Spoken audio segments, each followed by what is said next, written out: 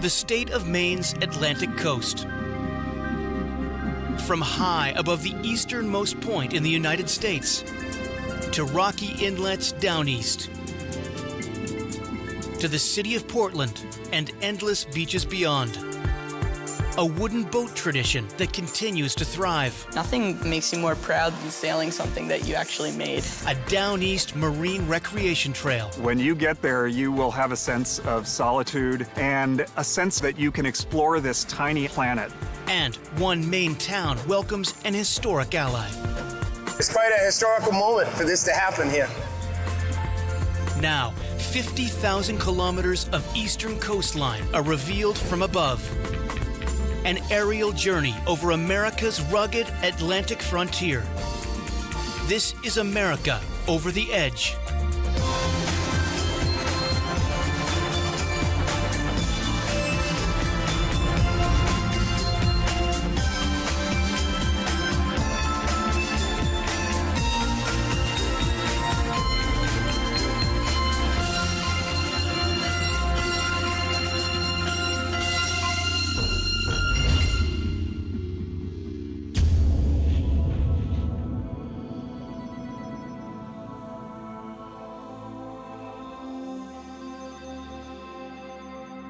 From high above America's Atlantic coast, Quoddy Head State Park marks the northern limits of the Maine shoreline and the beginning of the United States eastern seaboard. Quoddy Head State Park is located on a remote peninsula featuring 500 acres of pristine wilderness.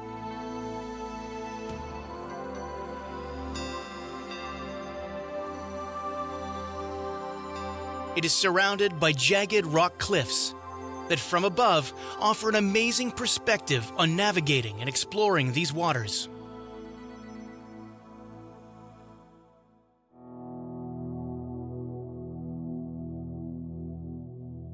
And at the heart of the park, West Quoddy Head Light stands as an iconic landmark.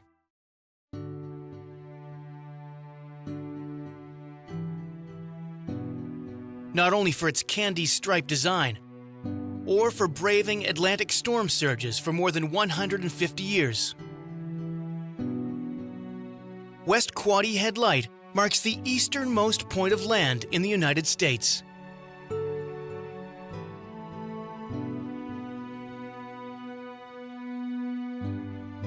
More than 500 kilometers east of New York City,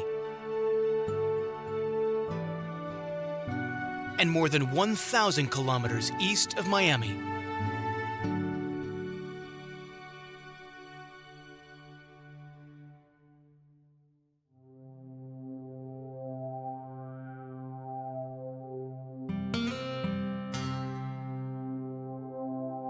Ten kilometers to the north, tracing the U.S.-Canada marine boundary, America's easternmost lighthouse meets the nation's easternmost city.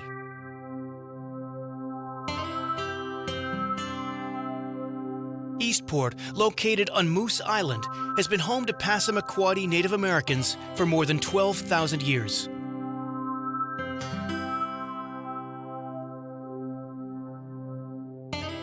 From above, the islands of Canada seem just a stone's throw away.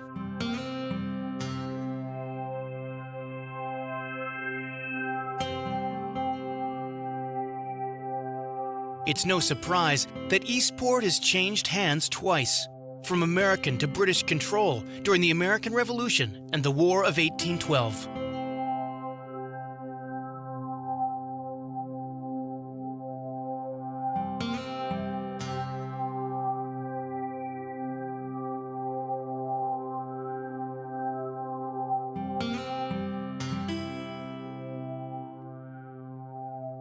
And just south of Eastport, Lubec is the easternmost town in America. A modern example of life on the edge.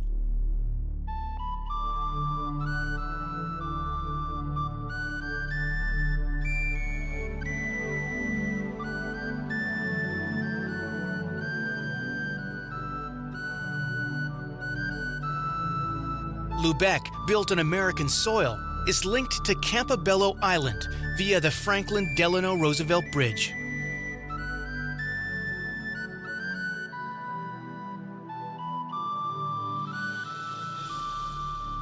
But Campobello Island is part of Canada, with no road access to the north.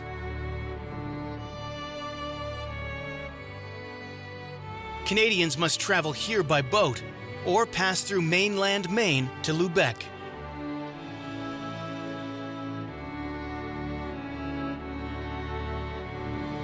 By the 1880s, Campobello Island had become a getaway for wealthy Canadian and American landowners, including a New York couple named Sarah Delano and James Roosevelt Sr.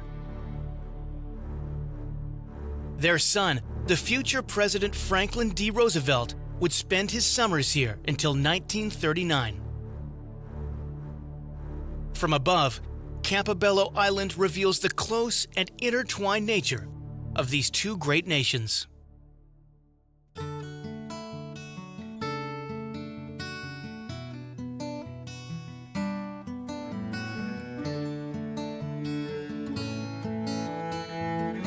Moving to the southwest, beyond the seaside communities of Cutler, Machias, and Beals, another lighthouse has guarded the Maine coast for well over a century. The Egg Rock Lighthouse took its name from an abundance of seabird nests observed by 18th century seafarers.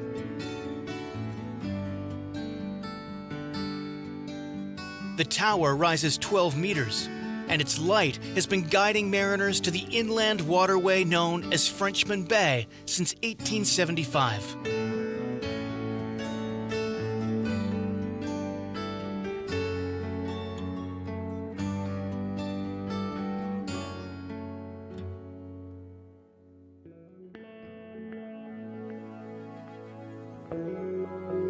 Frenchman Bay is roughly 25 kilometers long and 10 kilometers wide, named in honor of French explorer Samuel de Champlain, one of the first Europeans to explore these waters. Frenchman Bay is also in the heart of an area known as Down East Maine, a term originated by Boston sailors who would travel downwind and east to reach this stretch of coast.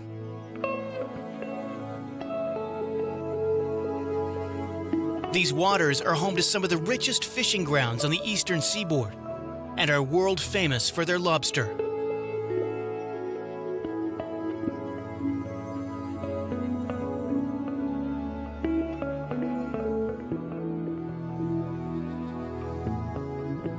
The bay is also home to world-famous Bar Harbor, Maine, a seaside town located on Mount Desert Island.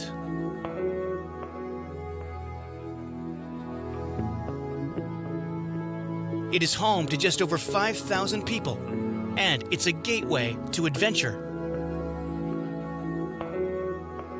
In addition to fishing, the waters here are a haven for all types of watercraft.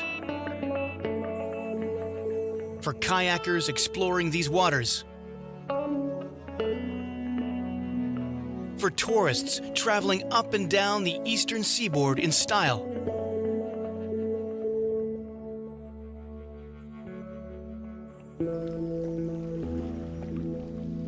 and for one of Maine's signature modes of transportation, the wooden boat. It is one of the world's oldest traditions, one that Maine has adopted and built on, and a legacy that continues to thrive at the nearby Wooden Boat School in Brooklyn, Maine. A number of traditional boats have been built here over these past couple hundred years. Schooners, of course, for moving commerce throughout New England, all the way down the Atlantic seaboard and over to Europe. Various types of fishing boats, dories, which eventually evolved into sailing craft that are used for workboats, and then that eventually evolved into lobster boats, so on and so forth. So, boy, an infinite number of boat designs have started out here in Maine. Wooden Boat School was begun 35 years ago with the sole purpose of keeping the tradition alive. Now, decades after it opened its doors, Brooklyn's Wooden Boat School teaches 100 courses every season. From this incredible shop complex, Rich Hilsinger oversees students learning spar making, marine painting and varnishing, even remote-controlled wooden pond yachts. The courses attract enthusiasts from all over the world. Some, like Casey Blust and his daughter Becca, have been here before. Always wanted to build a boat, and then someone introduced me to Wooden Boat, and I thought I would take their introductory course in boat building, and took that a couple years ago with my daughter Becca, and she's quite a talented craftsman, not to mention artist. This summer, they're building a wooden boat known as a Caledonia yawl, with an even greater goal in mind. I think that's an interesting thing. This one piece will make 52 layers. Watch on mobile devices or the big screen, all for free. No subscription required.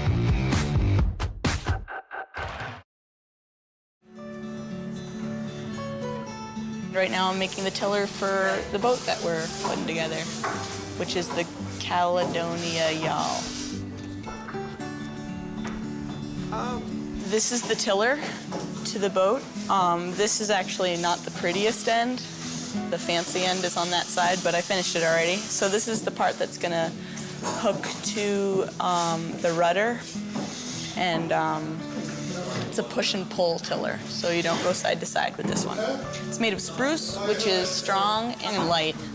It's fairly flexible.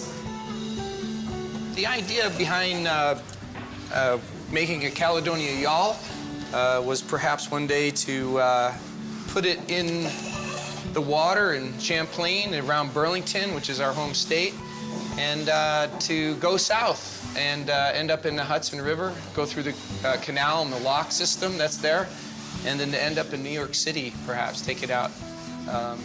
If we get brave enough, maybe we'll a little bit further down in Long Island Sound, or perhaps in Cape Cod or something like that. But that's still a little ways away. Got to get the boat built first.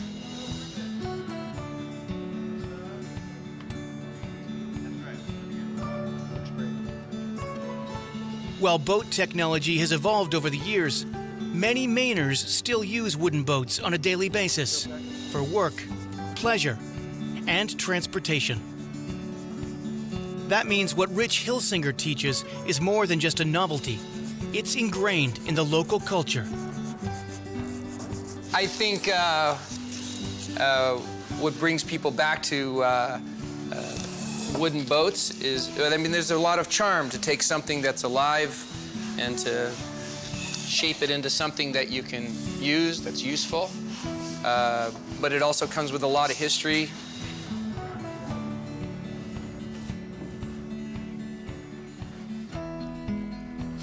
Boats are pretty amazing and fairly timeless way of travel. So when there's a point of pride that there was a time when it took lifetimes and generations to make boats, and now it's just like a hobby. Unfortunately, it's kind of an expensive hobby because there's a lot of cheaper ways to travel, but there's really nothing that makes you more proud than sailing something that you actually made through something as intense as the ocean. So I think that's a pretty good reason why it's captivating.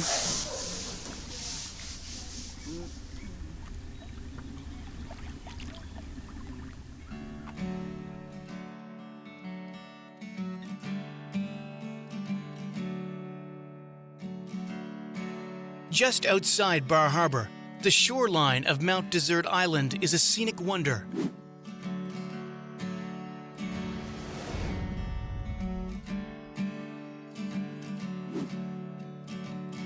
From high above, the mist shrouding the island stretches for kilometers, and it's clear much of the island, like its name, is indeed deserted. But hidden among the island's trees and rock cliff ledges sit some of the East Coast's most elaborate summer homes and mansions. These residences date back to the time of John D. Rockefeller Jr., who developed a system of carriage trails through the area.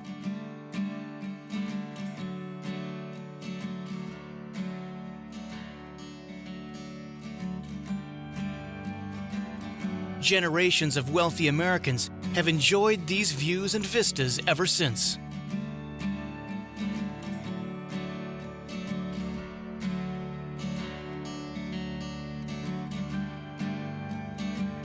Mount Desert Island is also home to large tracts of protected area.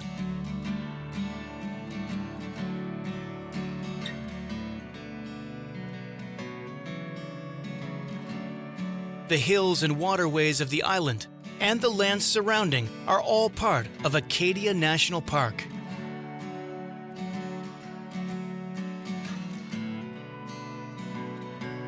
Acadia National Park features mountains, woodlands, and lakes, and measures more than 47,000 acres.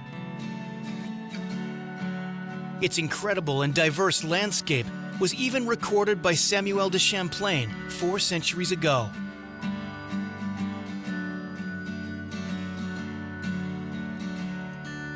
Centuries later, from above, it is amazing that such a vast and seemingly never-ending tract of land can continue to exist along America's eastern seaboard.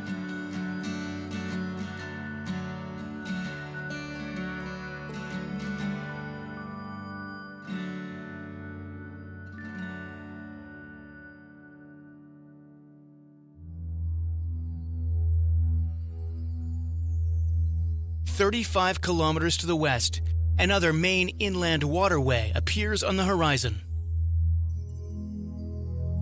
It is Penobscot Bay, named for the Penobscot Native Americans who have resided here for more than 10,000 years.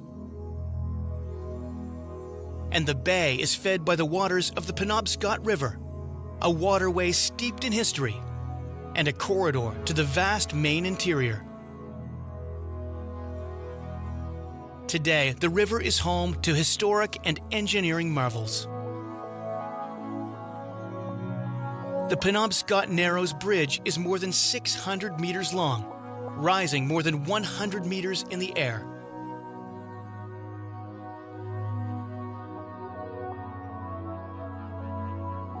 Its construction features high-tech carbon fiber strands with no anchorages in the bridge pylons, making it the first of its kind.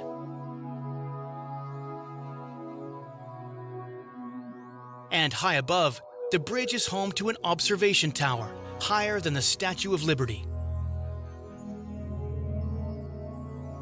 From here, the scope of this construction project can truly be experienced, along with an appreciation of the harsh and rugged landscape the earliest residents here were faced with.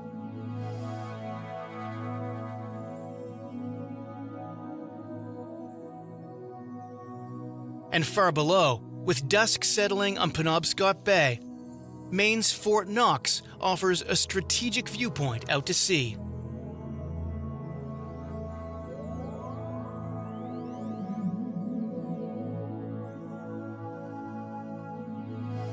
Built 20 years before Kentucky's Fort Knox, this coastal granite fortification was constructed to protect a different kind of treasure: Maine's rugged northern coast, following British attacks during the American Revolution and the War of 1812.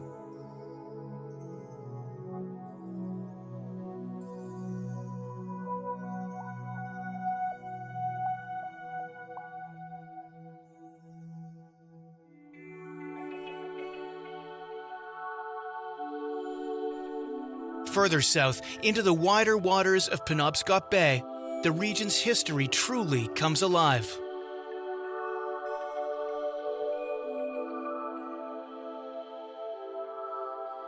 Like Fort Knox, the town of Castine held a strategic position for British and American forces centuries ago.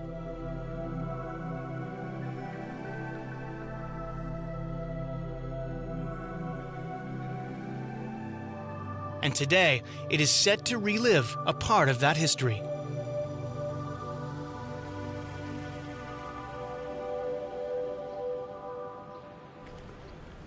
Castine I see as the southern end of the part of the New World that was inhabited by the French. On the other hand, you've got the northern edge of the British-dominated area. It was more of strategic importance than you might think from the rather small number of Europeans who were here during that period of time. First of all, it is a deepwater port, one of the deepest on the East Coast, and it is, at least as a natural port, it was the deepest between Boston and Halifax.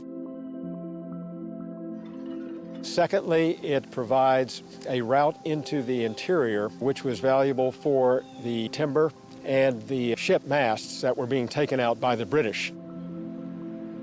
It also was an avenue for trading with the Native Americans in the area, and the French were particularly interested in the furs that the Native Americans provided. And during the American Revolution, Castine was the site of a near disaster known as the Penobscot Expedition. Well, going up through the 17th century and up to at least the Revolutionary War, this part of the world was the Wild East. There were a lot of battles. The Penobscot Expedition of 1779 is often thought of as the second worst naval disaster in the history of the United States after Pearl Harbor. The whole incident began when the British, acting out of Halifax, thought it was important to take this peninsula as a strategic position.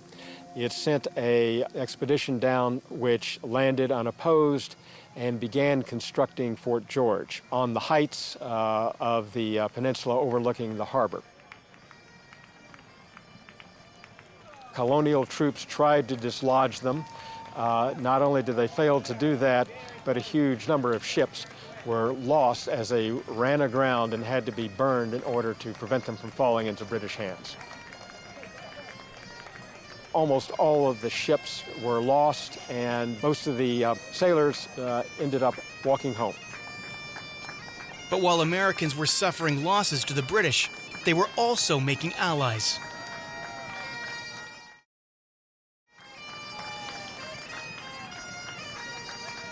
Today, symbols of France line the streets of Castine as the town awaits the arrival of a replica ship that brought a French general to America, helping to turn the tide in the American Revolution. What we're celebrating today is the arrival of the French ship Easternmost in 1780, which brought Lafayette from France here to deliver the news that the French would be giving more aid to the colonials in their fight against the British. Not only did they supply a great deal of financial help, but they also supplied troops. Down on Castine's waterfront, Randy Stearns is one of many working tirelessly to prepare for the arrival of the ship that brought General Lafayette. I'm the Castine Fire Chief, and today we got the French frigate that's coming into town, and we're expected to have up to 5,000 plus people, and we're semi-prepared and not really prepared. We're making the best of it. So let's get ready to rock and roll. Everybody's ready. We got the crew. Let's go. Stearns is leading a small boat out to meet the parade of sail. On board are members of the Hermione's logistics team and a few local residents excited for the opportunity of a lifetime. Castine should be seen by the sea. It really is more beautiful by the sea than anything else. It is a great day for our community.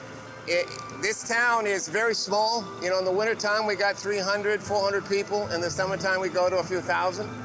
We're pretty lucky to have it here. It's quite a historical moment for this to happen here for us. And a lot of people have worked hard to make this happen. Just offshore, the parade of sail comes into view. What you guys are seeing right now, coming over the port of the bow, is the Victory Chimes, three-masted schooner. This originated in Castine. It was her home berth for almost 40 years. And then the silhouette of the Hermione appears. Oh, she's under sail! All right! Very good. I want to see that. Yes! Look at that. That is just like... Randy Stearns will approach the Hermione to give its shore crew a chance to see their boat up close and in person, and then lead the Hermione to shore.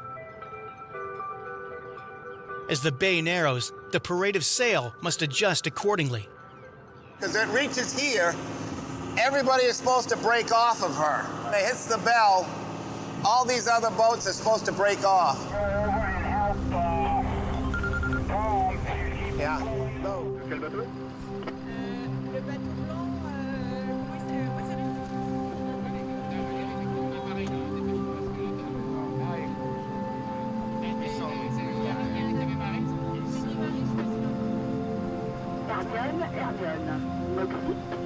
We're kind of worried about that low tide, that she won't hit the bottom, and draft meaning how well she sits in the water and how low it is. We've got the dock and how the vessel's going to come onto the dock. She's going to swing in, bow all the way in, and go all the way into the MMA basin, and then we're going to tie it off at different positions. Welcome to Castine! It's awesome. It's totally awesome. Hey, being this close, hey, we got lucky.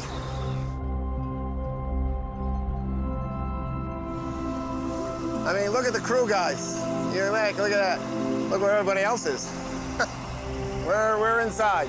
With a good view had by all, Stearns will circle the Hermione and then lead it to shore. Okay, one time by. Look at that. Look at him way up in the crow's nest, way up top. He's crow's nest way up there, baby.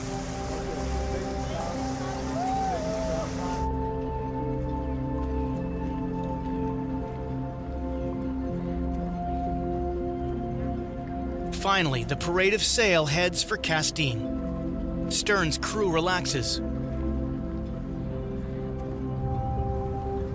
while the Hermione prepares to impress the thousands of residents and visitors that will come out today. 32 cannons. It's all 32. They're doing it.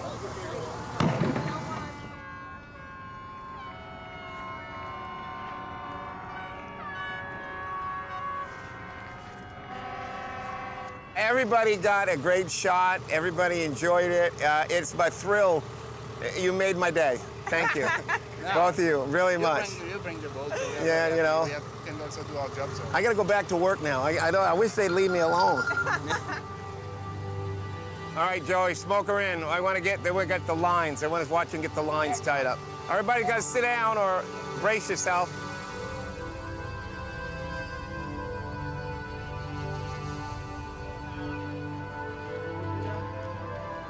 On shore, the crowds have already gathered, and the weary crew appreciates it, recalling their country's role in a new world revolution centuries ago. I'm the superintendent of the ship, and we are very happy to have come to Castine today. The Hermione is the French frigate that has carried the Marquis de Lafayette with a message from the King of France to George Washington announcing the full support to the American Revolution and announcing the arrival of 5,000 troops. Now, on the last American stop of their East Coast tour, Gravellier reveals the incredible process that brought them here today. It took altogether 22 years since the association was set, and 17 years on actual building.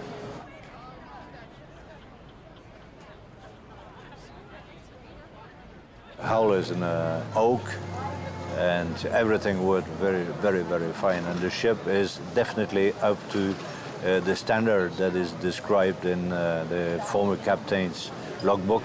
Say that it was definitely the very best series of ships that the French Navy ever built. It is a special day for the town of Castine, and a special day for this French crew.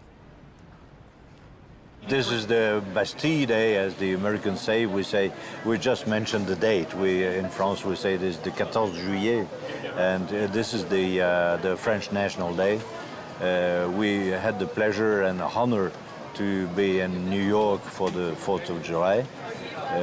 We paraded on the Hudson and paid tribute to Lady Liberty. And we're very, very proud and honored to do this. And today, we're also very, very proud to have had that so warm welcome from the population of Castine. This is an adventure where I'm absolutely thrilled to participate.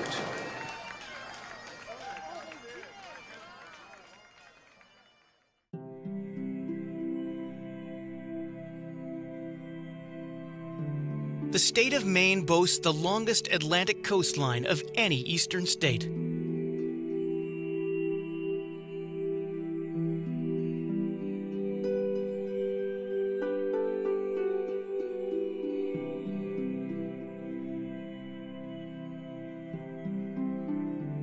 And while this shoreline is known all over North America for its stark beauty, the state's interior is also a sight to behold.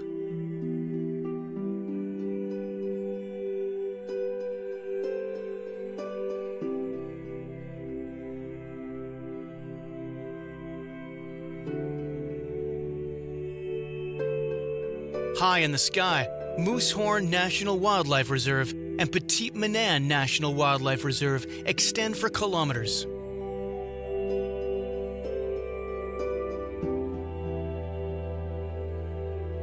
It is a testament to the beauty of Maine's northern region, boasting tracts of unexplored land unlike anything on the East Coast.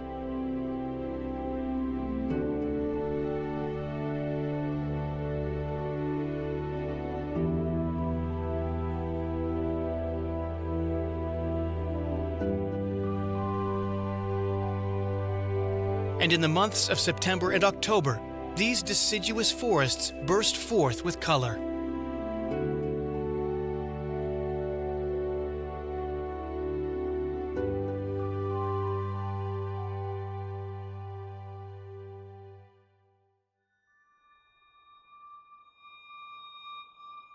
Back to the coast, and 100 kilometers southwest of Castine, Fort Popham State Historic Site lies on Maine's southern shoreline, at the mouth of the Kennebec River.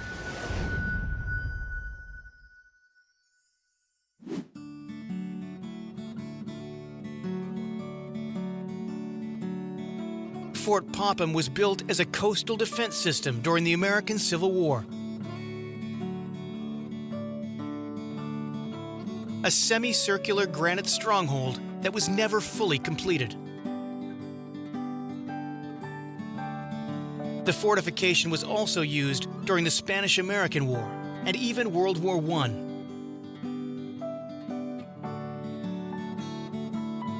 Experts believe the modern-day fort was built on the site of an older wooden fortification used to defend residents of the Kennebec region as far back as the American Revolution.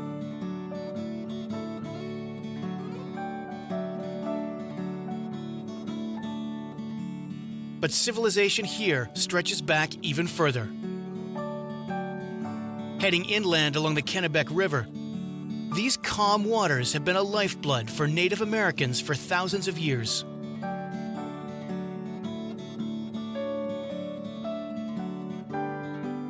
The word Kennebec comes from the Eastern Abenaki language, meaning large body of still water.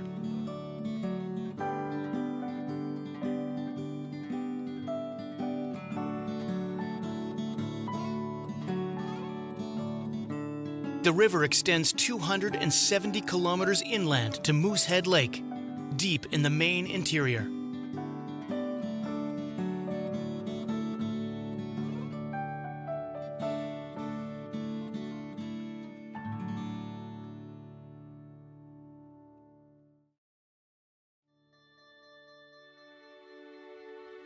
And 20 kilometers from the mouth of the river, the legacy of coastal defense lives on just outside the city of Bath, at the Bath Iron Works.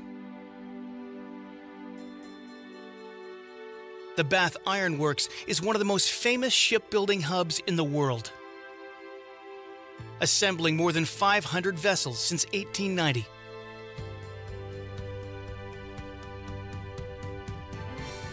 And today, looking down at the facility, it is a rare chance to see a project unlike anything seen before. In just 60 days, the USS Zumwalt will begin sea trials, with its stealth design making it nearly undetectable. The Zumwalt measures 180 meters and weighs 15,000 tons. The largest warship in U.S. history, with a price tag of $4.4 billion.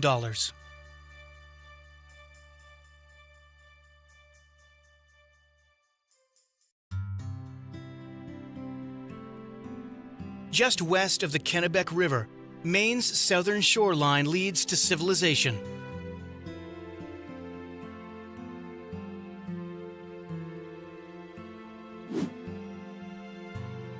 The city of Portland is the largest city in the state.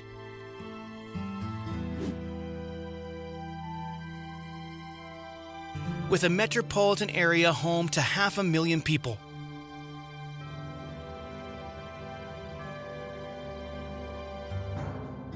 Once a fishing and transportation hub, Portland has grown into a modern city. Its streets lined with restaurants, a vibrant art scene, and a port that continues to connect the city with the world.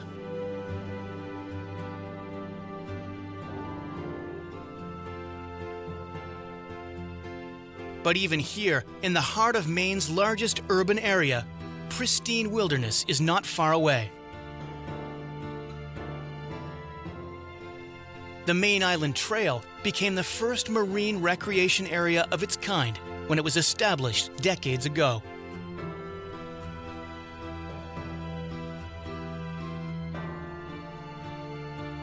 It guarantees residents here a gateway to nature. All you need is a boat.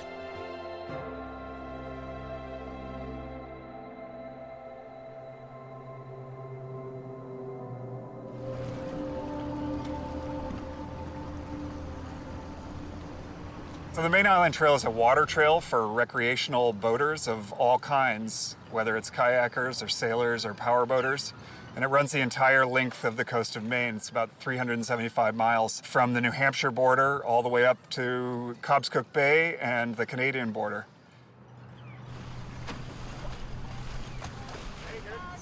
The Main Island Trail Association was started in 1987 by a group of small boaters who had this idea that there would be a great waterway for small boats, as they called it. These days you call that a water trail, but in 1987 that term didn't exist. And now, according to the American Canoe Association, there are over 500 water trails in North America. So it's an idea that has caught on, and we are told that we were the first one to get going in the late 80s. The Main Island Trail features a mix of publicly owned land and private land, whose owners support the goals of the organization. It was an idea that began with just 30 islands years ago.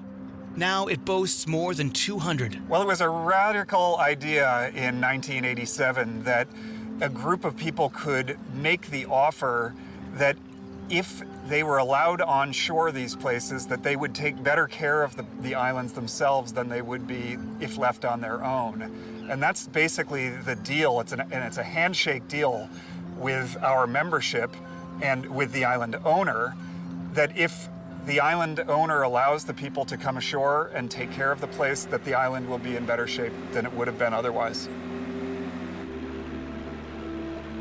As you traverse the Main Island Trail in your boat, you will be seeing a wide variety of cliffs and other spectacular geology, and then forests that are sort of the typical island experience in Maine. In Maine, you basically can almost not go anywhere on the coast without being able to see an island offshore, and that's really what composes the trail itself.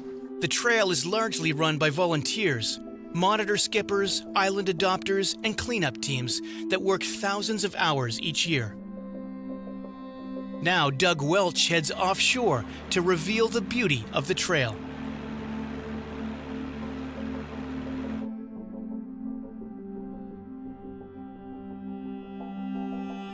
So there aren't many places where you can easily go out and find a sense of remoteness and connection to the earth, and this is one of those places where you really can. The islands themselves are remote and they are protected by the North Atlantic Sea, and so when you get there you will have a sense of solitude and a sense that you can explore this tiny planet.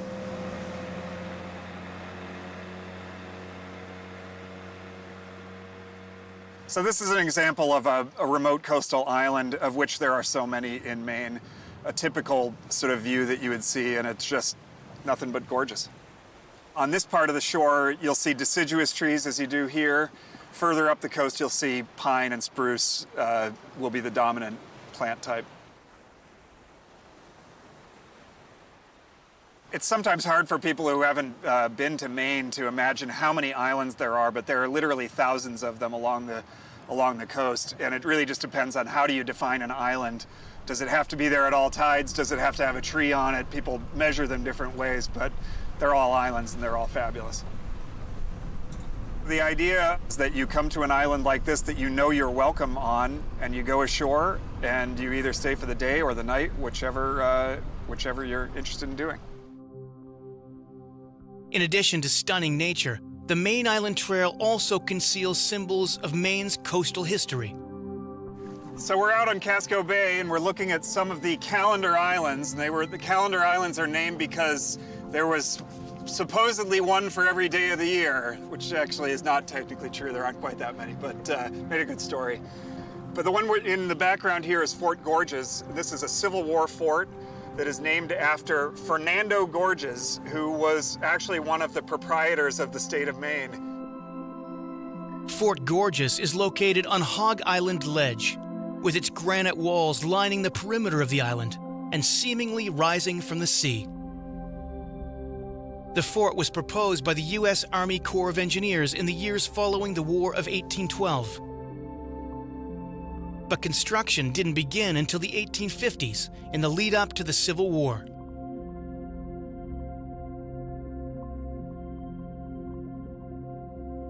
Today, it has become a recreation destination. Fort Gorges is owned by the city of Portland. It's one of the 212 sites on the Maine Island Trail.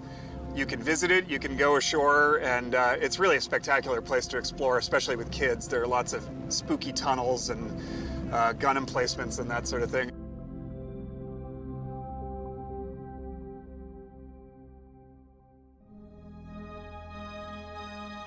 Finally, back to the city, Doug Welch says there is one Portland attraction that can't be missed, and it is best seen from the sea. So we're heading back into Portland Harbor now, but no trip into Portland would be complete without stopping at Portland Head Light. This is a real icon and a very common visitor stop along the coast of Maine. We're in Cape Elizabeth, heading into Portland, and the main shipping channel is here that the Nova Star ferry comes in right now. And back in the day, it was tall ships coming through here, and in fact, the light was put here by George Washington as a means of securing their safe passage into the city. I've been visiting the coast of Maine since I was a little kid. Every summer we would come here, and the very earliest images of joyful experience for me were clambering over rocks and exploring tide pools and that sort of thing. So it means a great deal to me personally, and I'm really lucky to have a job that allows me to continue to enjoy that area of my life.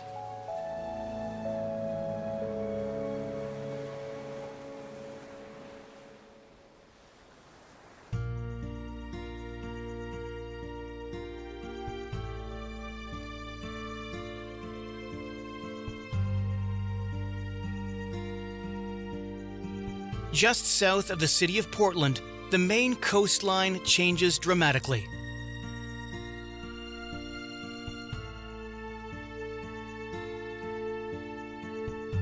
Vast tracts of forest and soaring cliff faces are replaced by endless sandy beaches.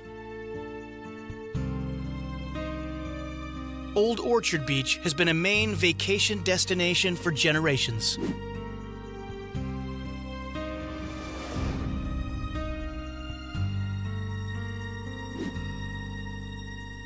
Located on Saco Bay, the beach extends 11 kilometers to the south.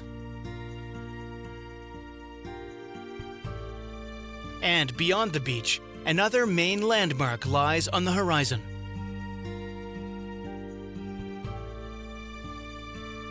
Kennebunkport is home to just over 3,400 people.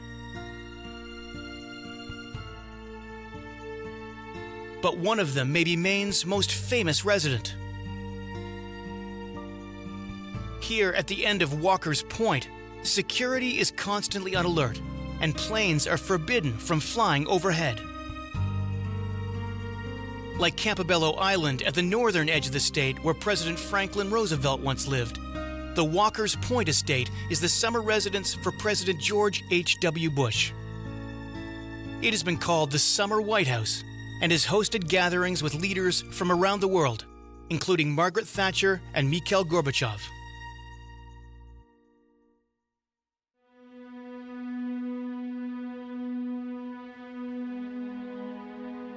Finally, south of Kennebunkport, the southern boundary of Maine is in sight.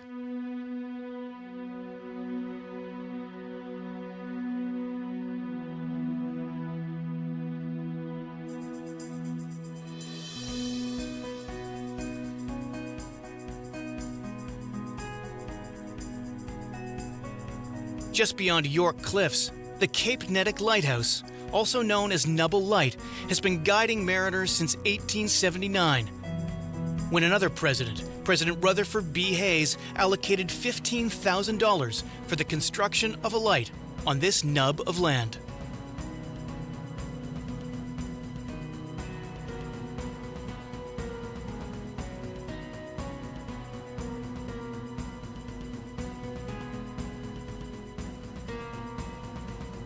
The tower itself is built from brick and cast iron and rises 27 meters above the sea, just a few kilometers from Maine's southern boundary with the state of New Hampshire.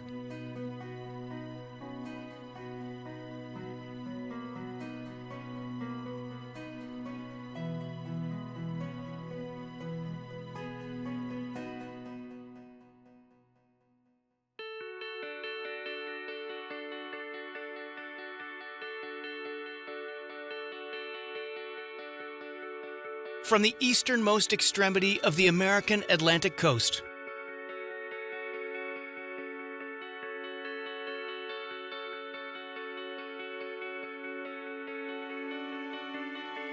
to the jagged islands and calm waterways of the Main Island Trail,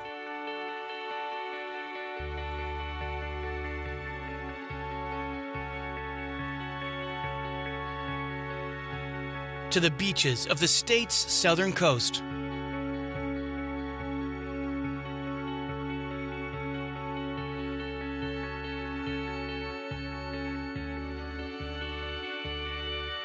The Maine marine boundary is a wilderness wonder, unlike anything along the busy eastern seaboard.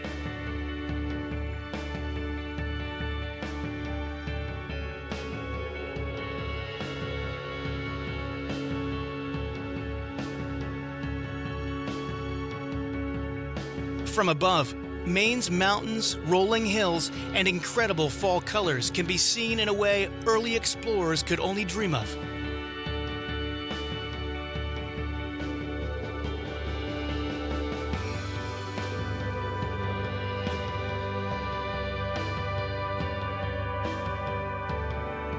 Its rivers and coastal resources reveal human habitats dating back hundreds of generations.